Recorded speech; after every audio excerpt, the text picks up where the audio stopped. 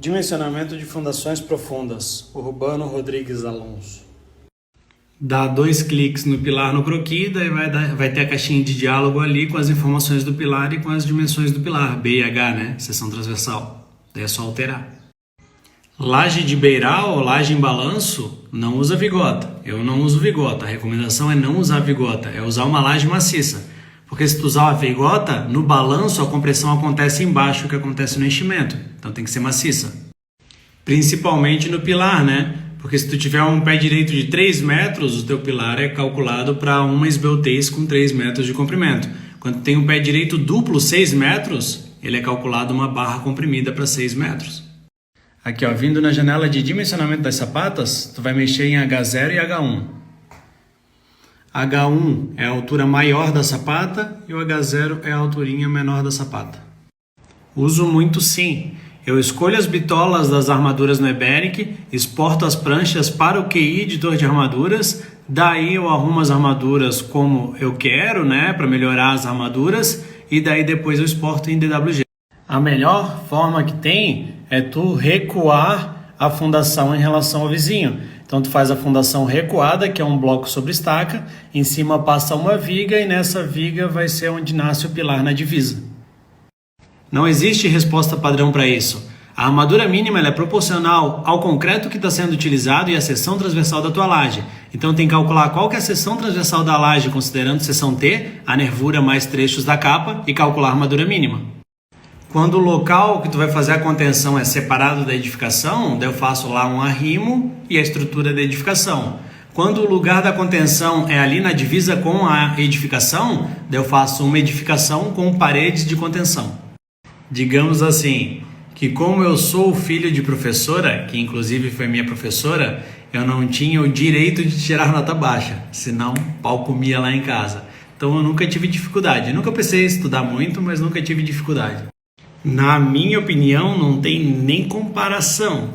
Obviamente que o Eberic, não tem como comparar. Mas vou deixar uma enquete aqui para a galera responder a sua opinião.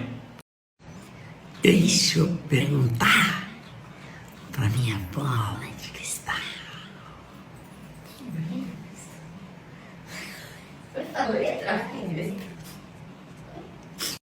Não, na verdade não. Nunca executei uma obra com laje de vigota protendida e nem nos projetos aqui, porque a gente não tem fornecedores bons desse material. Classificação dos pilares. Pilar com lambda entre 90 e 140, pilar esbelto.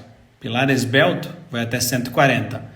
O Eberic calcula qualquer pilar com esbeltez até 140, então ele calcula pilar esbelto. Se o que tu quis dizer é pilar muito esbelto, pilar com esbeltez superior a 140, eu evito ao máximo utilizar esse tipo de pilar nos meus projetos, porque ele é menos seguro e ele é menos econômico. Uma das melhores de todas. Coleção Curso de Concreto Armado do Milton Araújo. Uma das melhores que tem de concreto armado. E essa aqui. Na minha opinião, Eberic também, toda a vida. Mas vamos ver o que o pessoal vai responder aqui.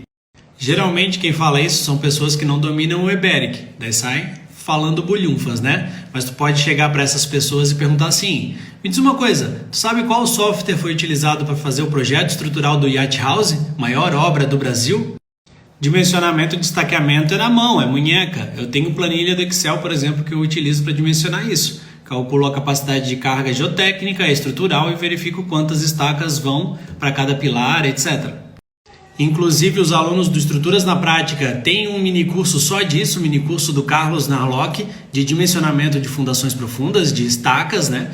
E tem uma planilha que ele utiliza nas obras dele. E aqui o link para se pré-inscrever na próxima turma. Serve para lajes nervuradas, qualquer tipo de laje nervurada. Se no teu balanço vai comprimir a parte inferior, não tem por que tu projetar algo que vai comprimir enchimento ou vazio. Então qualquer coisa que seja nervurada. Escadas de só 1 ou 2 degraus, geralmente eu boto ali para ser feita como enchimento, né? E escadas maiores com mais degraus, que daí ocupam mais espaço, daí eu faço assim, com um caixão perdido. Vai ficar ali um vaziozinho com forma perdida embaixo da escada. Se tu tem um projeto que te diz as reações, as cargas da estrutura metálica na tua estrutura, tu vai colocar essas cargas na tua estrutura. Se tu não tem, tu vai fazer ali uma decomposição por área de influência do peso da tua estrutura do telhado e vai jogar na laje. Baldrame trava os blocos? Sim, trava, perfeitamente. Se tu quer fazer como se fosse uma viga de equilíbrio, tu vai fazer ali o nível da viga com o nível do bloco, daí ela vai travar o bloco ao giro e vai absorver aquele momento fletor. Sempre que eu utilizo a solução com fundação recuada na divisa, eu utilizo essa fundação recuada no apenas MB ou MH para fazer com que somente a viga que está passando ali em cima, a viga alavanca, absorva os momentos desse recuo, né, do pilar nascendo na ponta. Valeu, valeu. Tamo junto. Nos meus projetos, geralmente a terra não passa de 10 por metro quadrado e prédios aí de muitos pavimentos, sei lá, 20 pavimentos, de 12 a 16, 17 quilos por metro quadrado de estrutura. Cara, erro na continuidade é erro na armadura negativa. O momento fletor está muito alto para essa seção transversal. Tem que ver o que está acontecendo no teu modelo. Se esse momento negativo é real ou não, se tu não tem que aumentar a espessura para resistir a esse momento negativo. Não tem como, né? No Eberic tu consegue botar vigota dupla em todo o pano da laje. Em uma região específica não tem como. O que eu faço é fazer uma viga faixa. Eu faço uma viga deitada no modelo mesmo para apoiar uma parede, por exemplo. Assim, o livro Técnica de Armar Estruturas do Fusco, ele é muito bom para aprender a armar estruturas. Mas, sinceramente, isso aí que tu quer é a prática, é a vida real. É estar ali lendo o projeto e executando obra e fazendo o projeto. Geralmente, eu faço acima do nível do bloco. Eu gosto de fazer assim porque facilita para a execução, as etapas de execução. Mas tem gente que gosta de fazer a viga baldrame no nível do bloco. Vai do gosto. Para considerar uma sapata rígida, a altura total da sapata tem que ser, né, no mínimo, esses 3 quesitos aqui. Quanto à espera do pilar, é 0,6 lb, não é lb, né? É 0,6.